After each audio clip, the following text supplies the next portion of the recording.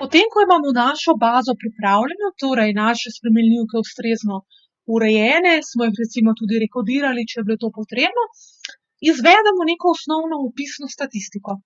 Kako to naredimo? Torej spet smo v SPSS bazi podatkov in tako kot sem že rekla, v enem izmed prejšnjih videov, torej večino zadev, ki jih mi počnemo v SPSS-u, izvajamo na možnosti Analyze. Torej tukaj, ko se gor premikate, imate tukaj neko možnost Analyze. Če to kliknete nanjo, imate tukaj neke možnosti, kaj lahko se vse počne. Torej od opisne statistike do potem že nekih statističnih testov. Torej mi se bomo danes pogledali neko osnovno opisno statistiko, kako mi podatke izpišemo in kako jih potem naknadno tudi interpretiramo. Zakaj je to pomembno? To je pač pomembno, ker pač SPSS je načeloma v teh izpiskih kar potraten in je tudi potrebno vedeti, katere podatke interpretirati, vsaj pri določenih izpiskih, ne vseh, pri nekaterih pa. Torej, kot smo rekli, torej imamo neke v naši bazi, neke nominalne spremenljivke, neke ordinalne in pa tudi eno številsko, torej da si bomo lahko pogledali vse različne porazdelitve teh naših podatkov. Torej, gremo pod Analyze. In če želimo mi najprej si izpisati recimo opisno statistiko za naš spol. Torej spol, gremo na Descriptive Statistic in tukaj imamo dve možnosti. Imamo možnost Frequencies in Descriptives. Frequencies se načeloma uporablja za nominalne spremenljivke in pa za ordinalne spremenljivke, medtem ko Descriptives pa za številske spremenljivke, torej numerične številke. Najprej si bomo pogledali ta izpis za naše nominalne spremenljivke. Torej imamo Frequencies, kliknemo gor.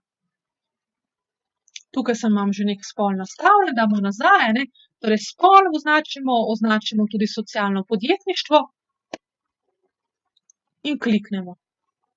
Torej tukaj je to vsa umetnost, ki jo mi moramo izvesti. Pomembno je, da imate tukaj spodaj v tem kvadratku kliknjeno obkljukano, torej da je kliknjeno gori. Dodatno si lahko recimo nastaviti še neke dodatne možnosti, ki jih SPSS ponuja, recimo, da imate graf nastavljen, pa recimo, da želite, da se vam tukaj pokaže recimo bar charts, ki prikazuje recimo odstotke, torej percentages. Tukaj spet kliknemo Continue in kliknemo OK. Pri nominalnih spremenljivkah je mogoče potrebno to še omeniti, pač ne moremo izvajati določenih analiz, recimo za povprečne vrednosti, za mere recimo srednjih vrednosti, torej mediano, modus, tudi ne moremo recimo določati koeficienta simetrije, koeficienta sproščenosti. Zato je recimo tukaj pri frekvenčnih izpiskih to dovolj in kliknemo OK. In tukaj se nam avtomatično smo prestavljeni na naš output. Tako kot sem rekla, output je pomemben, ker nam tukaj se izpisujejo vsi naši izpiski. In tukaj takoj vidimo, imamo, koliko enot imamo pri spolu, koliko pri socialnih podjetništvih. Torej vzorec v naši bazi je samo 14, to je zelo majhen vzorec, toliko, da mi te podatke prikazujemo. In potem imamo naprej že frekvenčno tabelo. Ta frekvenčna tabela ima 4 stopničke. In ti vse 4 stopničke niso pomembni za interpretacijo. Pomembni za interpretacijo je stolpiček Frequency, torej to je vzorec, to je N in pa veljavni odstotki.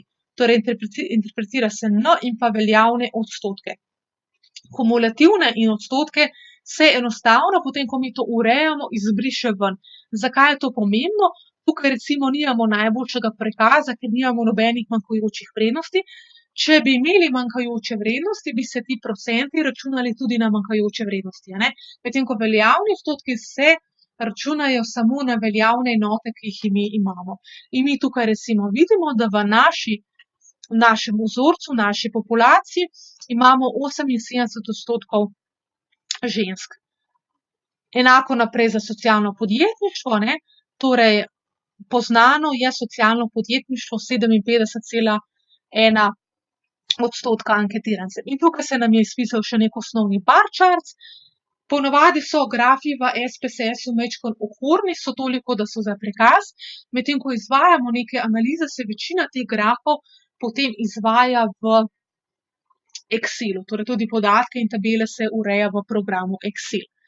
Torej, če gremo naprej, torej zdaj smo si pogledali opisno statistiko za nominalne spremenljivke. Sedaj poglejmo za starost, ki je številska spremenljivka. Torej, tako kot rečeno, imamo descriptive statistik in tukaj kliknemo na descriptive. Descriptive. In starost prenesemo v desni kvadratek. Zopet samo kliknemo, prenesemo. In pri descriptive statistiku, torej imamo odprte številske spremenljivke, mi pa seveda lahko določimo oziroma nas zanimajo tudi pač neke mere srednjih vrednosti, tudi lahko koeficiente simetrije, koeficiente sploščenosti. Gremo pod option in tukaj so neke stvari že kliknjene, Torej imamo povprečje že avtomatično je označeno, tudi standardni odklon, minimum, maksimum, Lahko pa mi tukaj dodamo še koeficienta kurtosis ali pa torej koeficienta simetrije pa sploščenosti, Ampak zaenkrat mogoče to ni tako pomembno. Mi si bomo pogledali neko osnovno porazdelitev. Kliknemo continue in okej. In imamo zopet izpisek, Torej to, kar smo videli že pri preoblikovanju spremenljivk v predhodnem videu, vidimo tudi tukaj, Vse, kar naredimo, imamo neke izpiske. In kar delamo, se nam izpisuje tudi tukaj na levem delu ekrana in če želimo hitreje klikniti na kakšno tabelo, ki se nam je izpisala, lahko kliknemo in bomo hitro skočili na to. Ampak mi gremo zdaj nazaj na descriptive, da to razložimo. Torej imamo descriptive statistiko za spremenljivko starost in kaj iz tega vidimo?